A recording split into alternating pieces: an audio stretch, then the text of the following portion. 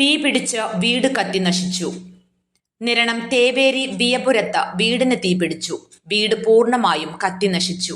Kadapra Bethlehem saint George പള്ളിക്ക് സമീപം വാഴയിൽ സുഭാഷിന്റെ വീടാണ് പൂർണ്ണമായും കത്തി നശിച്ചത്.